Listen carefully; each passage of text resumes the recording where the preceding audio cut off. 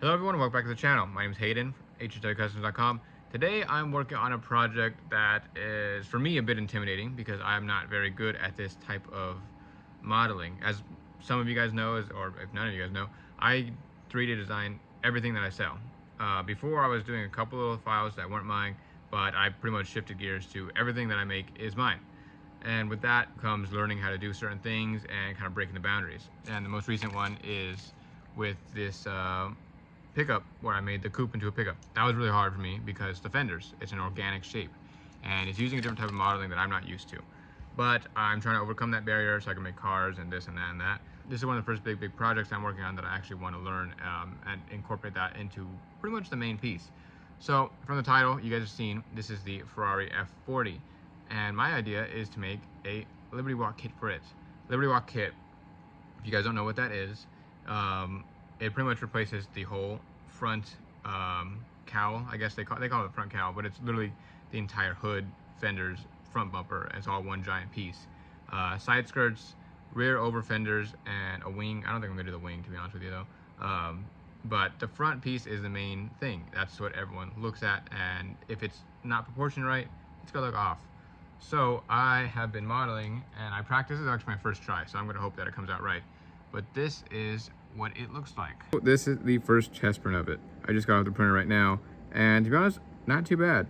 Definitely still needs to add a little bit more shape to it. There's gonna be a front splitter. I'm gonna add some canards to it, and just some stuff like that. But overall, first test print, very cool. I spent, I don't know how many hours, I think 3 hours already on just this one piece, trying to get it right. And this is also in a million different pieces, so on my file, it's a million pieces, but for the final piece, it looks pretty cool like this. This vent is actually functional too, as you guys can see, and this is going to replace this whole thing.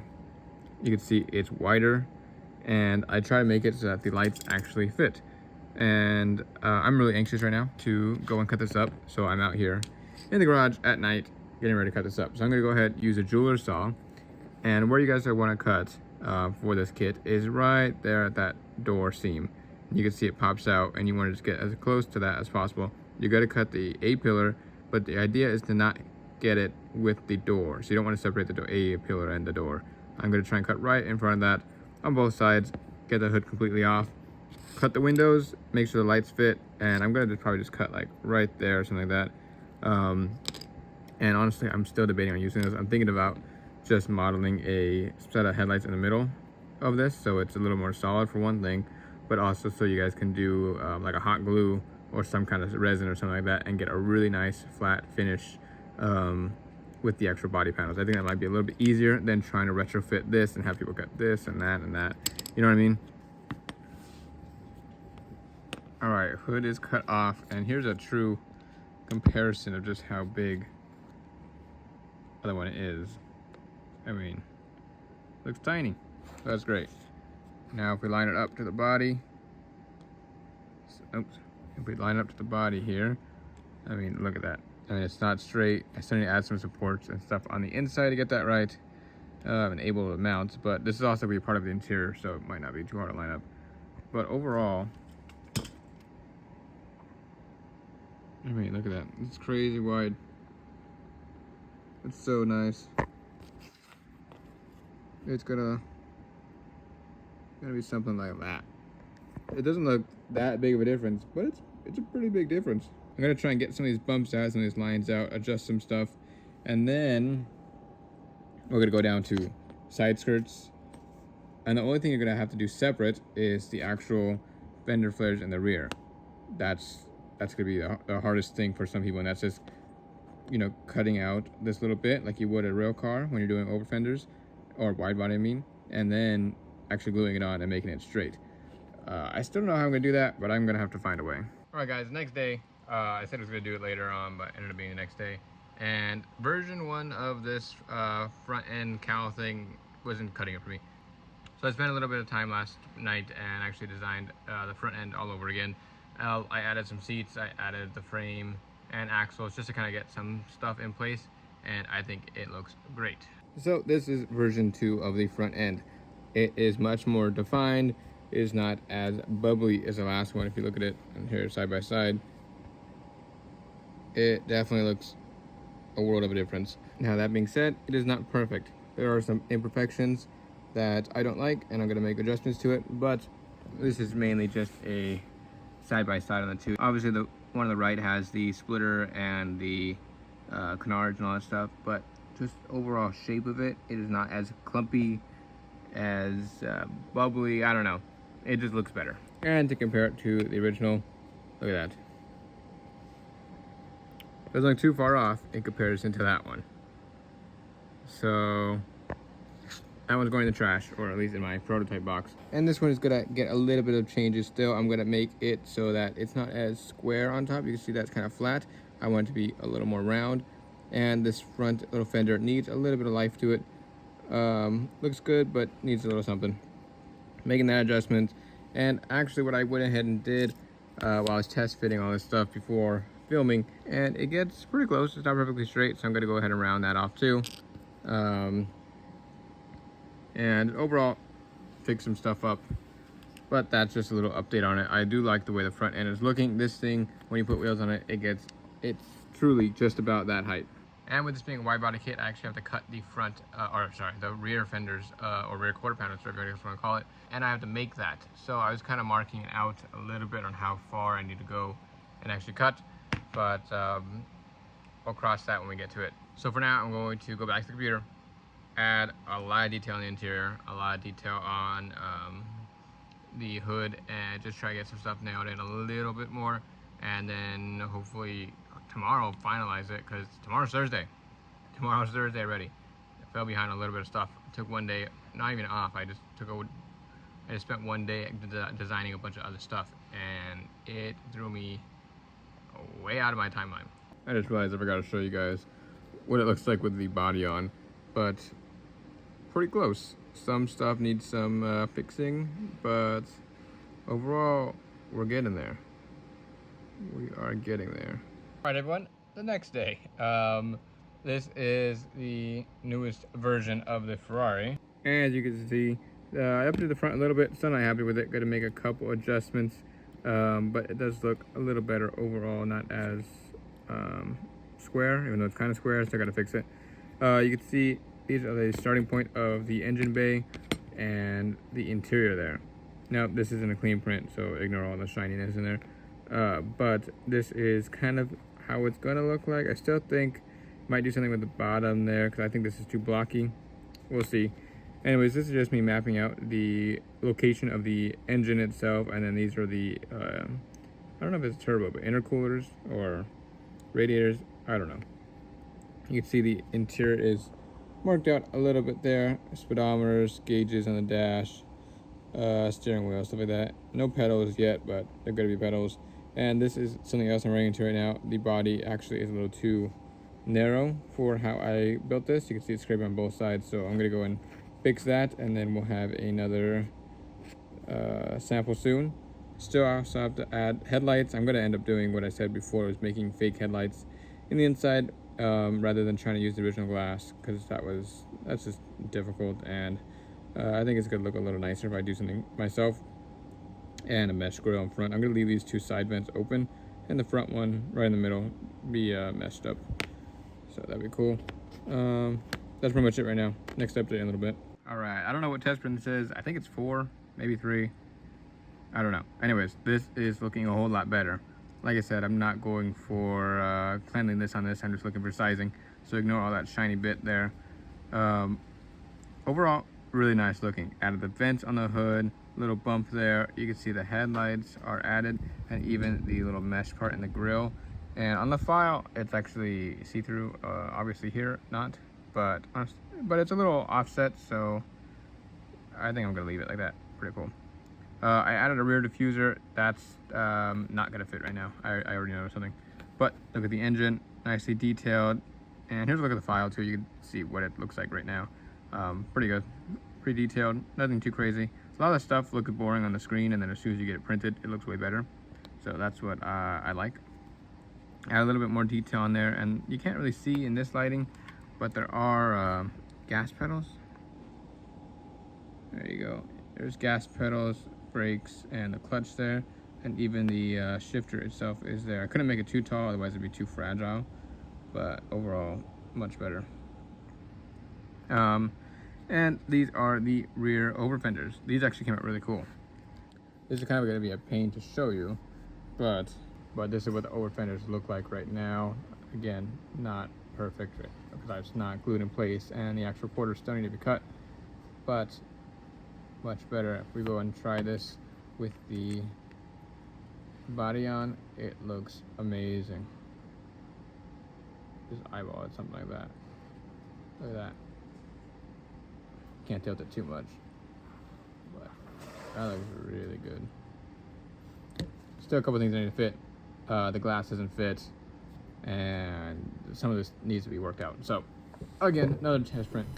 So at this point, I'd basically done 3 or 4 test prints, and things were progressing, but not as fast as I needed to. So I stopped recording, and I did pretty much 3 more prints, and finally got to where I liked. So now we're gonna pick up where you're actually supposed to cut stuff, glue the fenders on, or everything like that, and that's pretty much where we're gonna leave off here. Use a jeweler's saw, and where you guys want to cut for this kit is right there at that door seam. You can see it pops out, and you want to just get as close to that as possible. You got to cut the A-pillar, but the idea is to not get it with the door, so you don't want to separate the A-pillar and the door. I'm going to try and cut right in front of that on both sides, get the hood completely off. All right, as for what you guys are going to need to cut on this casting, it's optional. If I'm being honest with you, you don't have to cut it. I'm gonna say, you know, it's recommended, but you don't have to. This is the rear over fender, and it's supposed to line up kind of with that bottom vent there, if you can see what I'm doing. And it's meant to obviously make it so you can fit some bigger or deeper wheels in there and fix the fitment a bit. And you can see that there would be a little bit of clearancing issues compared to the lip of the over fender to the lip of the casting itself. So what I'm going to do is I'm going to trim it a little bit, and I'm going to just show you guys how far I'm going to go with it. If you were to run it like this with no cutting, you can see it spins, but you have to kind of have like no weight on it and spin it really hard. It grabs the body because I made the axle hole so technically high up in there. So I'm going to say it's recommended, but it's not required. So what I'm going to do is I'm actually going to go ahead and probably from this line to that line on the body is just do a tiny arc, maybe 1.5 millimeters, maybe 2 millimeters up, something barely noticeable. What I'm going to use is the Dremel, and I'm going to use this little ball bit. This is just a metal cutting one, or sanding or shaping, whatever you want to call it. And I'm going to go just from right there all the way up to right there again. And you really just want to get rid of that clearance a little bit better, because the bottoms don't really matter all that much, and you still want to have material for it to grab onto when you glue it. So I'm going to go ahead and do that now. So this is a before, and this is after. What I ended up doing was, obviously I cut the top of the line to line area, but I also went and trimmed the left a little bit because I knew I was going to run into some issues with the wheel spinning. Now that I did this side, I'm going to do the other side, and then I'll glue these on. And for the glue I'm going to be using is just Loctite gel. I'm sure you could use other stuff. I have the label off of this one, so that's my bad. But the gel is what I use. I like it a little bit easier, it has a little bit longer working time, it doesn't dry up super quick. The idea when you're gluing this is, my guide is that little vent there. That's what that's supposed to kind of surround, and then this kind of just snugs up to the body like that. So this is going to be a little bit of a challenge. I've never really done this. So we're going to learn together. Maybe this is a mistake, maybe it's not, but I'm going to go ahead and put a little bit of glue on the areas I know for sure are not chipped away. So for me, it's going to be 3 areas. It's going to be right there on that little corner, that corner, and then on the bottom here. So I'll just do that real quick. And this stuff goes a long way, so I'm not going to put too much. I'm also going to end up removing it after this video, so I don't want to get it too stuck on there. But I do plan to paint this. I'll go ahead and throw that on, and then try and just line everything up as best I can. I kind of think I should have put some in that bottom corner here, but a little late now. Right there I think is pretty good. The vent is kind of surrounded by the thing, by the over fender, and this top portion is all kind of aligned really well. Look at that. So what I could do if I really wanted to mess with it a little more was, because I use the gel, I can wiggle it around a little bit and have a little bit longer working time. But for now, I think that's all right. So do the other side as well. And you guys can also use putty for this. I know a lot of people use putty. I'm not a fan. Yeah, it just irritates me. So I'm not going to use that. But if you wanted to, you could connect it all with that. A little bit more here. And this gel stuff you can find pretty much everywhere you get the actual Loctite at. So you don't have to use this either. You can use the regular one you want, whatever you're more comfortable with, honestly.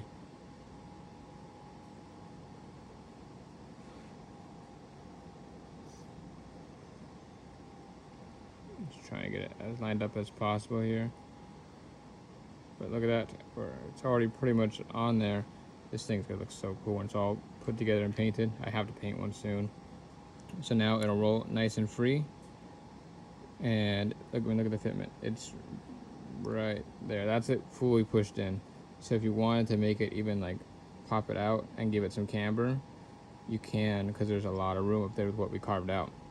So I think this is gonna be great when I paint this. I'm thinking of copying that white one that they have, but I'm not positive right now what I want to do with this, because I only have the one car. I have the one car and I cut it in half, so I don't have much many options to mess with. All right, so with the rear fenders glued on, tires are put on, this thing is done. And I think it looks awesome. Look how much wider that is than a stock body. Super mean, super aggressive. I mean, just look at that side profile right there. Look how low it is to the ground. You can't even see any light on it. Very nice. All right, guys. Well, that was a very, very long and stressful build. It took me way longer than I thought it was going to. I'm really happy with it. I think it came out really good, and I'm really happy with the results. And I can't wait to try and make other fender flares or wide body stuff like that for other cars. So probably stay tuned for that in the future. This was the biggest hurdle for me, and slowly getting over that to make more awesome products. So that being said, if you guys are interested in this Ferrari kit at all, you guys can check out HHWCUSTOMS.com. I have them listed there on the newly listed tab, or you can go ahead to the description below and I have a link straight to it. If you guys do end up buying this kit and build it and paint it and do the whole thing, please tag me. I want to see it. I love seeing when people use my products and all that stuff, so very cool, very excited to release this and hear you guys' feedback. I want to know what you guys think about this whole kit. So if you could leave a comment, that'd be nice. Please consider subscribing. It really would help me a lot. And until then, I will see you guys in the next video.